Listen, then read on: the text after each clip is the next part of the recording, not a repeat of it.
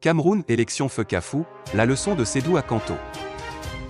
L'élection de Samuel Eto'o à la tête de la Fekafou à travers le vote par bulletin unique a soulevé au sein de l'opinion le débat périphérique sur le bulletin unique pour garantir la transparence électorale. Bonjour chers abonnés et merci de prendre le temps de vous abonner à notre chaîne pour les mises à jour politiques et les derniers événements dans le pays. Au-delà de ce débat sur le bulletin unique, il y a celui sur la contestation systématique du verdict des urnes. Pourquoi Sédou et pas Kanto?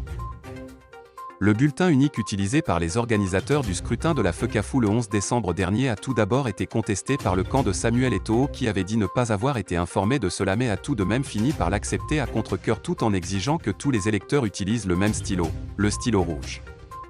Les uns et les autres sont allés dans l'isoloir et ont accompli leur choix. Ils auraient d'ailleurs pu le faire avec les bulletins multiples très facilement et auraient utilisé moins d'instruments qu'avec un bulletin unique qui nécessite en plus de l'enveloppe, du bulletin unique il faut un stylo. Pourtant dans les bulletins multiples, on a simplement besoin du bulletin et de l'enveloppe et le temps pour voter est relativement plus court. Surveiller son vote est le meilleur gage de transparence. La polémique sur le bulletin unique est pour le moins puérile.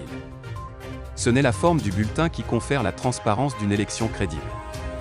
Mais les mécanismes de sécurisation du vote au premier rang desquels, la surveillance du vote par chaque parti en lice. Au Cameroun, la loi électorale autorise chaque parti en compétition à avoir un représentant dans chaque bureau de vote. Cela permet que chacun des candidats ait en temps réel la situation de l'élection en temps réel dans chaque bureau de vote.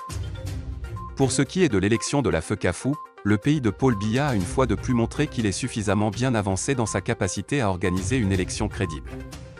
Il a donc permis au monde entier de vivre en direct celle-ci sur les antennes de la chaîne de télévision CRTV Sport et relayée dans plusieurs médias TV privés. Le monde entier a pu voir comment le Cameroun est devenu une grande démocratie. Sédou parle à Kanto. Sédou Mombo Njoya, membre du comité central du RDPC, a montré aux yeux du monde qu'il a une grande maturité politique. Alors quel camp d'en face a multiplié des pics, il est resté serein.